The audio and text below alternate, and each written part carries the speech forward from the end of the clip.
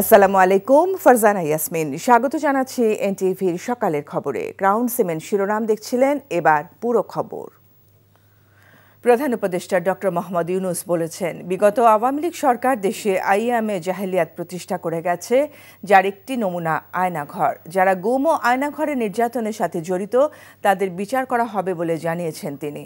বুধবার রাজধানীর 3টি স্থানে আয়নাঘর পরিদর্শনে গিয়ে এসব বলেন প্রধান উপদেষ্টা। ইমরুল হাসানের রিপোর্ট।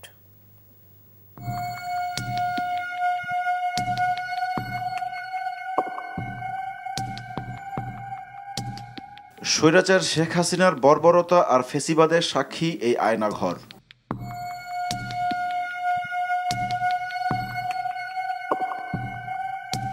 গুম করা ব্যক্তিদের গোপন এই কারাগারেই আটকে রাখা হতো দিনের পর দিন। অমানবিক নির্যাতন হতো বন্দীদের উপর, যার শিকার অসংখ্য মানুষ। ভুক্তভোগীদের নিয়ে বুধবার আলোচিত আয়নাঘর পরিদর্শনে যান প্রধান উপদেষ্টা ডক্টর মোহাম্মদ ইউনূস। ঘুরে ঘুরে টর্চার সেল দেখেন তিনি। আইএমএ জাহেলিয়াত বলে একটা কথা আছে। গত সরকার এই আইএমএ জাহেলিয়াতকে প্রতিষ্ঠিত করে গেছে সর্বক্ষেত্রে। এটা তার একটা নমুনা। নৃশংস অবস্থা, প্রতিটি জিনিস যে হয়েছে এখানে যতটাই শুনি অবিশ্বাস্য মনে হয়। এটা কি আমাদেরই জগৎ, এটা কি আমাদেরই সমাজ? আমরা এটা করলাম বিনা দোষে। কতগুলো সাক্ষী সাবুত হাজির করে সেই যন্ত্র, ওই এক্সপ্লোসিভ কতগুলো গাড়ির ভিতরে ঢুকিয়ে দিয়ে তারা বলছে তুমি সন্ত্রাসী, জঙ্গি, এইগুলো বলে বলে তাকে নিয়ে আসা হয়েছে। এবং এইরকম টর্চার সেল সারা বাংলাদেশ জুড়ে আছে, সেটাও শুনলাম আজকে। আমার ধারণা ছিল যে এটা বোধহয় এখানে আয়নাগর বলতেছি কয়েকটা আছে, এখন শুনতেছি এই আয়নাগরের বিভিন্ন ভার্সন সারা দেশ জুড়ে আছে। কেউ বলবে 700, কেউ বলবে 800। এতে সংখ্যাও নিরূপণ করা যায়নি পর্যন্ত। কতটা আছে, কতটা জানা আছে, কতটা অজানা রয়ে গেছে। আগারগাঁও, কচুক্ষেত ও উত্তরার 3টি আয়নাঘরে যান ডক্টর ইউনূস। ভুক্তভোগীদের কাছ থেকে শোনেন গোপন বন্দিশালার নির্যাতনের লোমহর্ষক গল্প। 8 বছর এখানেই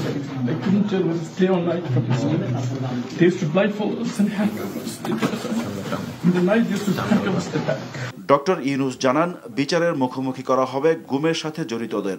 এইগুলো সব এভিডেন্স, যা যা আমরা দেখলাম, এভিডেন্স গুলো সিলগালা করে রাখা হবে, যাতে করে কেউ বিনষ্ট করতে না পারে। যখন বিচারের কাছে যেহেতু এটা প্রমাণ হিসেবে ব্যবহার করতে পারে। তারা করেছে, তারা আমাদেরই সন্তান, আমাদেরই ভাই, আমাদেরই ঘনিষ্ঠ আত্মীয়, তারাই করেছে। এবং আমরা এই সমাজকে যদি এর থেকে বের করে না আনতে পারি, তাহলে এই সমাজ তো টিকে থাকবে না। ডকুমেন্টেশন গুম কমিশনের রিপোর্টের মধ্যে থাকবে এবং এটা অবশ্য পাঠ্য হিসেবে সবাইকে পড়তে হবে এবং তাদের যারা করেছে তাদের বিচার করতে হবে। তা না হলে আমরা নিষ্কৃতি পাবো না এটার থেকে, এই যে কাজগুলো করে গেল তারা। তা না হলে আমরা আবার মুক্তভাবে বলবো কি করে যে আমরা এই দেশের মানুষ, আমরা পরিষ্কার। যারা করেছে তাদের জন্য আমরা কেন মুক্ত হতে যাব? তাদের সে বিচার করবো, জনসাধারণ বলবো যে এটা উচিত বিচার হয়েছে, তখন আমরা এটার থেকে মুক্তি পাবো। গুম সংক্রান্ত কমিশনের হিসেবেই 1700-র উপর মানুষকে গুম করা হয় ফেসিবাদী শাসনের 15 বছরে। 5ই আগস্ট স্বৈরাচারের পতনের পর কেউ কেউ ফিরে এলেও এখনো খোঁজ মেলেনি অনেকের। Imrul Hasan, NTV news, Dhaka. আয়নাঘরের বন্দীদের সাথে যে বর্বরোচিত ঘৃণ্য আচরণ করা হয়েছে তা পশুর সাথেও পশু করতে পারে না। বছরের পর বছর যে বন্দিশালায় সরকার বিরোধীদের আটকে রেখে নির্যাতন করা হতো, ছাড়া পাওয়ার পর তারা সেই আয়নাঘরের যে বর্ণনা দিয়েছেন তার সাথে হুবহু মিল পাওয়া গেছে বুধবার প্রধান উপদেষ্টাকে দেখানো আয়নাঘরের। আয়নাঘর চিহ্নিত হওয়ার পর এসব আয়নাঘরের কুশীলবদের বিচারের মুখোমুখি করার দাবি দেশি বিদেশি গণমাধ্যমের সাংবাদিকদেরও। আরও জানাচ্ছেন শফিক শাহীন।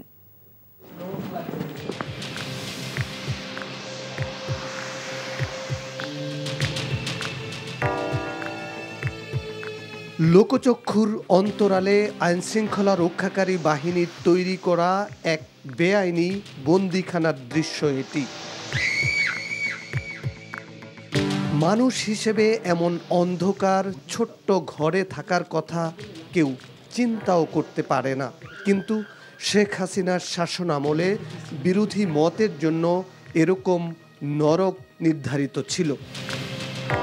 এমন গুম ঘরে barrister Arman, brigadier general Abdullahil Aman Azmi, Hummam Quader Chowdhury, lieutenant colonel Hasinur Rahman, Michael Chakma সহ অসংখ্য মানুষ বন্দী ছিলেন।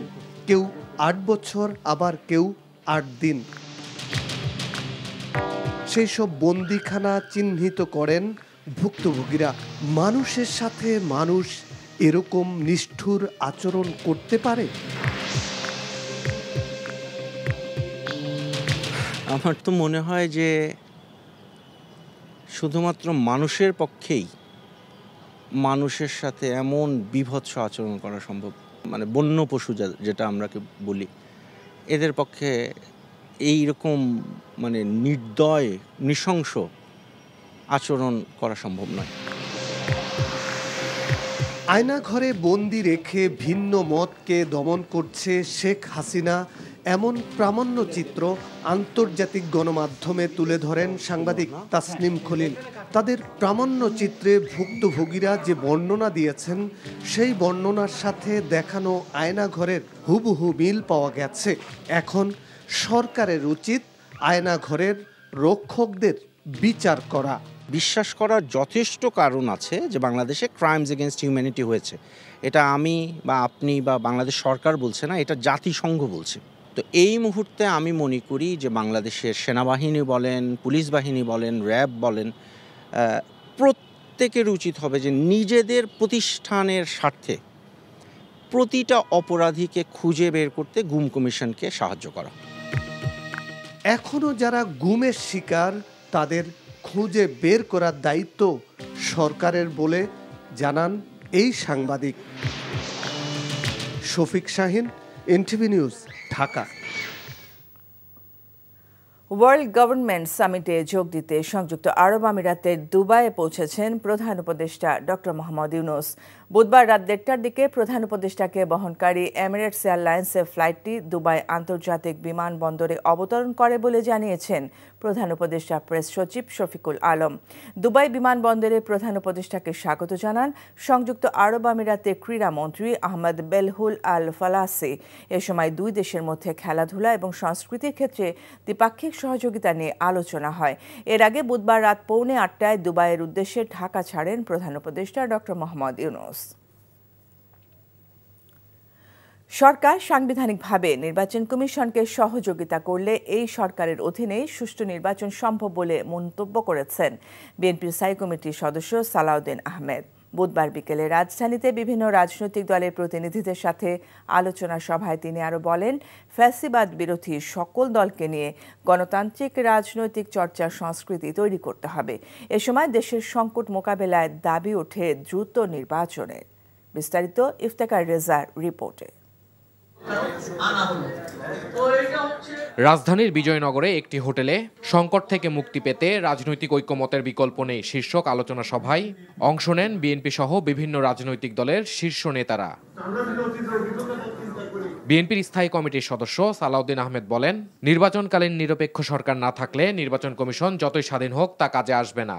নির্বাচন কমিশনের দায়িত্ব যদি নির্বাচন কমিশন পালন করে, সরকার যদি সাংবিধানিকভাবে নির্বাচন কমিশনের সমস্ত কর্মকাণ্ডে সহযোগিতা করে, সাংবিধানিকভাবে ফ্যাসিলিটেট করে, তাহলে নির্বাচন সুষ্ঠু নিরপেক্ষ হওয়ার সম্ভাবনা অন্তত ৯৯ ভাগ। এ সময় দেশের চলমান পরিস্থিতি নিয়ে অন্তর্বর্তীকালীন সরকারকে সতর্ক করেন বক্তারা। রাজনৈতিক ঐক্যমতের ভিত্তিতে চলমান সংকট মোকাবেলায় দাবি ওঠে দ্রুত নির্বাচনের। আন্দোলন, এই অভ্যুত্থান অনেক বিপ্লবী সম্ভাবনা সৃষ্টি করেছে। এইটা আমাদের যে সংগ্রাম চলছিল, সেই সংগ্রামের আশা আকাঙ্ক্ষার সীমাকে আরো প্রসারিত করেছে। নতুন বাংলাদেশের জন্য এত যুবক অঙ্গহানি হলো, বিএনপি যেন সেই কমিটমেন্টে থাকে। স্বাধীনতা যুদ্ধ থেকে এই পর্যন্ত যত বড় বড় আন্দোলন হয়েছে, পরিবর্তন হয়েছে, সেই পরিবর্তনের পরে যারা ক্ষমতায় গেছেন তারা তো সেরকম করে কমিটমেন্ট রাখেনি। অতএব আমি একদিকে আমার বিশ্বাস এবং আস্থা বিএনপির প্রতি রাখতে চাই। এখন পর্যন্ত সার্বিক দিক বিবেচনায় বর্তমান সরকারের অধীনেই সুষ্ঠু নির্বাচন সম্ভব বলেও জানান বক্তারা। Iftekhar Reza, NTV news, Dhaka. এক মাসেরও বেশি সময় ধরে লন্ডনে চিকিৎসাধীন বিএনপি চেয়ারপারসন বেগম খালেদা জিয়ার শারীরিক অবস্থা স্থিতিশীল আছে বলে জানিয়েছেন তার ব্যক্তিগত চিকিৎসক ও দলের স্থায়ী কমিটির সদস্য ডাক্তার AZM জাহিদ হোসেন। মঙ্গলবার লন্ডনে আয়োজিত এক অনুষ্ঠান শেষে তিনি সাংবাদিকদের একথা বলেন। চিকিৎসকরা খালেদা জিয়ার ছেলে ও বিএনপি ভারপ্রাপ্ত চেয়ারম্যান তারেক রহমানের লন্ডনের বাসায় গিয়ে তাকে দেখে এসেছেন বলেও জানান তিনি। খালেদা জিয়ার দেশে ফেরা সম্পর্কে ডাক্তার জাহিদ বলেন, ডাক্তাররা যখন মনে করবেন তিনি দেশে ফেরার মতো অবস্থায় আছেন তখনই এ বিষয়ে সিদ্ধান্ত নেওয়া হবে। গত 8 জানুয়ারি উন্নত চিকিৎসার উদ্দেশ্যে লন্ডনে যান বেগম খালেদা জিয়া। সেখানে যাবার পর তাকে দ্য লন্ডন ক্লিনিকে ভর্তি করা হয়। 17 দিন পর গত 25 জানুয়ারি তাকে তারেক রহমানের বাসায় নেওয়া হয়। আন্তর্জাতিক অপরাধ ট্রাইব্যুনালে বিচারাধীন জুলাই-আগস্ট হত্যা মামলার তদন্ত শেষ হওয়ার আগেই বাইরে রায়ের সময়সীমার কথা বলে ট্রাইব্যুনালকে আন্ডারমাইন করা হচ্ছে বলে মন্তব্য করেছেন ট্রাইব্যুনালের চেয়ারম্যান বিচারপতি গোলাম মর্তুজা মজুমদার। বুধবার দুপুরে ট্রাইব্যুনালে গুমের ঘটনায় দায়ের করা মামলার শুনানিতে বিষয়ে উষ্মা প্রকাশ করেন তিনি। এ সময় আদালত স্বাধীনভাবে কাজ করবে বলেও জানান ট্রাইব্যুনাল চেয়ারম্যান। তামজিদ সুমনের রিপোর্ট। মঙ্গলবার সচিবালয়ে আইন উপদেষ্টা ডক্টর আসিফ নজরুল অক্টোবরের মধ্যে জুলাই গণহত্যার অন্তত 3টি মামলার রায় হবে বলে আশা প্রকাশ করেন। অক্টোবরের মধ্যে আমরা 3-4টা মামলার রায় পেতে যাচ্ছি বলে আশা করি। ঠিক এর পরদিনই রায় নিয়ে আগাম মন্তব্য করায় অসন্তোষ প্রকাশ করলেন আন্তর্জাতিক অপরাধ ট্রাইব্যুনালের চেয়ারম্যান বিচারপতি গোলাম মর্তুজা মজুমদার। গুমের ঘটনায় দায়ের করা মামলার শুনানিতে এ বিষয়ে উষ্মা প্রকাশ করে ট্রাইব্যুনাল চেয়ারম্যান বলেন, তদন্ত শেষ হয়নি তার আগেই বাইরে রায়ের কথা বলা হচ্ছে, এতে ট্রাইব্যুনালকে আন্ডারমাইন করা হচ্ছে। মাননীয় ট্রাইব্যুনাল এই বক্তব্য ব্যবহারের ব্যাপারে আমরা বলতেই হয় যে একটু অসন্তোষ প্রকাশ করেছেন। বলেছেন ট্রাইব্যুনাল একটি স্বাধীন সংস্থা, ট্রাইব্যুনালের বিচার ব্যবস্থা এবং ট্রাইব্যুনালের কোনো কার্যক্রম নিয়ে কারো কোনো মন্তব্য ট্রাইব্যুনাল পছন্দ করেন না। ট্রাইব্যুনালের বিচার হবে স্বাধীন, নিরপেক্ষ এবং স্বচ্ছ। আমাকে ট্রাইব্যুনাল বলেছেন যে যারা যে কর্নার থেকেই এই ধরনের কথা ট্রাইব্যুনাল সম্পর্কে বলছেন তাদেরকে বলে দিতে যে যেন এই ধরনের কোনো কথা ট্রাইব্যুনাল সম্পর্কে ভবিষ্যতে না বলা হয়। যদি এই ধরনের ট্রাইব্যুনালের স্পর্শ করে এই ধরনের কথা ভবিষ্যতে বলা হয় তাহলে ট্রাইব্যুনাল তার আইনগত ব্যবস্থা গ্রহণ করবে। এর আগে সকালে সাবেক সেনা কর্মকর্তা জিয়াউল আহসানকে হাজির করা হয় ট্রাইব্যুনালে। শুনানি শেষে গুমের ঘটনায় জিয়াউল আহসানকে গ্রেফতার দেখানো হয়। আগামী 20 এপ্রিল মামলার তদন্ত প্রতিবেদন দাখিলের নির্দেশ দেয় আদালত। জিয়াউল আহসান উনাকে ট্রাইব্যুনালে আজকে হাজির করা হয়েছিল। আমরা তদন্ত প্রতিবেদন জমা দেওয়ার জন্য 2 মাস সময়ের প্রার্থনা করেছিলাম। মাননীয় ট্রাইব্যুনাল আমাদের আবেদন মঞ্জুর করেছেন। আগামী 20/4/2025 তারিখে তদন্ত প্রতিবেদন জমা দেওয়ার জন্য তারিখ নির্ধারণ করেছে। এছাড়া রামপুরায় জুলাই-আগস্ট গণহত্যার ঘটনায় 2 পুলিশ কর্মকর্তার বিরুদ্ধে গ্রেপ্তারি পরোয়ানা জারি করেছে tribunal. Tamjid Suman, NTV news, Dhaka. ভারতীয় আগ্রাসন আর সৃষ্ট জটিলতায় শুষ্ক মৌসুমে তিস্তা নদী যেন এক মরা খাল। তবে প্রতি বছরই আকস্মিক বন্যা আর ভাঙনে নিঃস্ব হয় লাখো মানুষ। সংকট থেকে বের হতে 17 ও 18 ফেব্রুয়ারি কর্মসূচির ডাক দিয়েছে একটি সংগঠন। লালমনিরহাটের হায়দার আলী বাবুকে সাথে নিয়ে তিস্তা পাড়ের চিত্র তুলে এনেছেন AKM মইনুল হক, ছবি তুলেছেন আসাদুজ্জামান আরমান। ভাদ্র মাস থেকে দেশের একমাত্র তিস্তা ব্যারেজ এলাকায় পানি নেই। মাঘ মাসে এসে অবস্থা আরও করুণ। ভারত কর্তৃক একাধিক বাঁধ নির্মাণ, একতরফাভাবে পানি প্রত্যাহার করায় আন্তর্দেশীয় নদী তিস্তা এখন প্রাণহীন। কোথাও হাঁটু পানির দেখা মিললেও চোখ যতদূর যায় শুধু ধুধুবালু চর। এজন্য পথ হারিয়ে ফেলা জীর্ণ এক নদী। পানি উন্নয়ন বোর্ডের তথ্যমতে শুকনো মৌসুমে 4 জেলায় 2 লাখ হেক্টরের বেশি জমি সেচ সুবিধা বঞ্চিত হয়। বর্ষায় যখন পানির প্রয়োজন নেই তখন উজান থেকে ভারতের ছেড়ে দেয়া পানির ঢলে ভেসে যায় রংপুর, লালমনিরহাট, নীলফামারী, কুড়িগ্রাম ও গাইবান্ধা জেলার বিস্তীর্ণ অঞ্চল। আকস্মিক বন্যা আর ভয়াবহ ভাঙনে প্রতি বছর কমপক্ষে 50,000 পরিবার চরম দুর্যোগের শিকার হয়। নদীগর্ভে বিলীন হয়ে যায় ভিটে মাটি। বাড়িঘর সব ভাঙে নিয়ে গেছে তিস্তা নদীতে। মনে করেন যে আগে এদিকে আবাদি জমি ছিল, আবাদ করছি। আমার বাড়িতে আগে লোকজন কাজ করতো, এখন আমি মানুষের বাড়িতে কাজ কাম করে খাইছি। এমনও সময় হয় যে এগুলা মানুষ সব রেল লাইনে ওইটা থাকে, গরু বাছুর বাচ্চা কাচ্চা নিয়ে সব রেল লাইনে। এই ব্রিজের ওই পাশে 150 দন মাটি ছিল শ্বশুরের, তা ভাঙে চুরে গেছে, সে নদী আর নদী হয়ে আছে, কোনো আবাদ সুবাদ কিচ্ছু হয় না।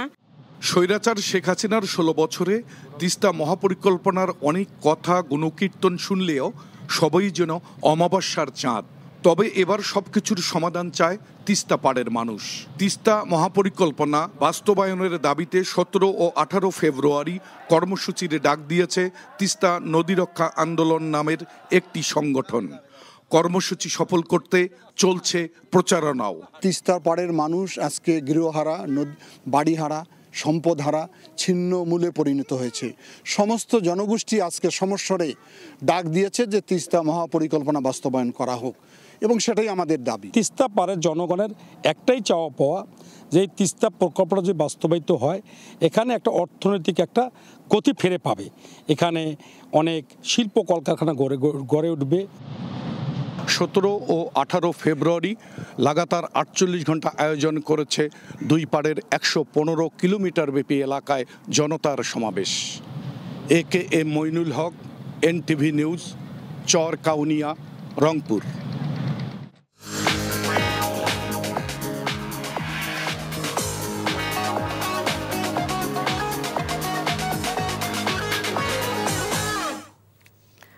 মার্কেন্টাইল ব্যাংক অর্থনীতির খবর। বাজারে সয়াবিন তেলের ঘাটতি আছে স্বীকার করে 7 থেকে 10 দিনের মধ্যে সরবরাহ স্বাভাবিক হবে বলে জানিয়েছেন বাণিজ্য উপদেষ্টা শেখ বশিরউদ্দিন। আর সংকটের জন্য ডিলারদের মজুদি কারণ মিল মালিকদের দায় নেই বলেও জানান তিনি। বুধবার বিকেলে সচিবালয়ে এক অনুষ্ঠান শেষে এসব বলেন তিনি। আর এ মাসের মধ্যে বেক্সিমকোর বন্ধ হওয়া প্রতিষ্ঠানগুলোর প্রায় 27,000 কর্মীর সব পাওনা পরিশোধ করা হবে বলে জানিয়েছেন শ্রম উপদেষ্টা অবসরপ্রাপ্ত brigadier general M Sakhawat Hossain. Report করছেন রোকন উদ্দিন। সপ্তাহখানেকের বেশি সময় ধরে আবারও রাজধানীর বাজারে সহজে মিলছে না সয়াবিন তেল। কোথাও কোথাও সাথে অন্য পণ্য নিলেই সয়াবিন তেল দিচ্ছেন খুচরা বিক্রেতারা। বুধবার সচিবালয়ে এক অনুষ্ঠান শেষে এ বিষয়ে বাণিজ্য উপদেষ্টার কাছে জানতে চান সাংবাদিকরা। জবাবে বাজারে সয়াবিন তেলের ঘাটতির কথা স্বীকার করলেও এজন্য বড় প্রতিষ্ঠানগুলোর দায় নেই বলে জানান তিনি। প্রাপ্যতার ক্ষেত্রে কিছু স্বল্পতা আছে বাজারে, এটা অস্বীকার করার কোনো সুযোগ নেই। আমাদের যে প্রয়োজন তার থেকে প্রায় লক্ষাধিক টন অতিরিক্ত তেল আমদানি হয়েছে। আমি আশা করি 7 থেকে 10 দিনের মধ্যে তেলের বাজার স্থিতিশীল থেকে নিম্নমুখী হয়ে যাবে, এবং আমরা মিলগুলোর কাছ থেকে ডেটা নিচ্ছি তারা কি পরিমাণ তেল সরবরাহ করছে বাজারে।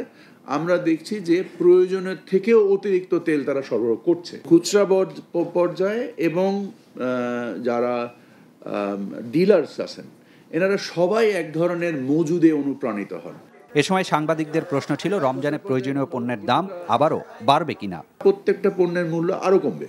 আর 18 ফেব্রুয়ারি বৈঠক করে বেক্সিমকোর বন্ধ হওয়া প্রতিষ্ঠানগুলোর সব কর্মীর আইন অনুযায়ী সব পাওনা পরিশোধ করা হবে বলে জানান শ্রম উপদেষ্টা। এ সময় সাংবাদিকদের প্রশ্ন ছিল একযোগে প্রায় 27,000 কর্মীর বেকার হয়ে যাবার বিষয়ে সরকারের ভাবনা নিয়ে। এই সরকারের কোনো পলিসি না যে চাকরি বাকরি হারিয়ে দেওয়া লোকজনকে বাড়ি পাঠায় দেবো, নট অ্যাট অল। একটা সার্কমস্টান্সেস বুঝতে হবে যে প্রায় 40,000 crore টাকা এখন কোনো ব্যাংক বলছে এটা বিক্রি করলে আমার টাকা মিলবে না, যার যার পাওনা একদম তাদের অ্যাকাউন্টে চলে যাবে ফেব্রুয়ারির মধ্যে, এই মাসের মধ্যেই। অর্থ বিভাগ হতে পারে, শেয়ার বিক্রি বা অ্যাসেট বিক্রি হবে, এইগুলো আমি সম্পূর্ণভাবে 18 তারিখ সময় দিয়েছি। জুলাই হত্যাকাণ্ড নিয়ে জাতিসংঘের তদন্ত প্রতিবেদন প্রসঙ্গে জানতে চাইলে বলেন ছাত্র জনতা হত্যার বিচার নিশ্চিতের মূল লক্ষ্য বজায় থাকবে। বিচার হবে সে রিপোর্ট ও নো রিপোর্ট। রোকন উদ্দিন, NTV নিউজ, ঢাকা। এই ছিল সকালের খবরে। এই খবরের ভিডিও সহ আপডেট জানতে ভিজিট করুন NTV অনলাইন www.ntvbd.com। এছাড়াও NTVর জনপ্রিয় সব অনুষ্ঠান ও খবরের আপডেট জানতে ভিজিট করুন আমাদের ইউটিউব ভেরিফাইড ফেসবুক পেজ। এতক্ষণ সাথে থাকার জন্য ধন্যবাদ সবাইকে।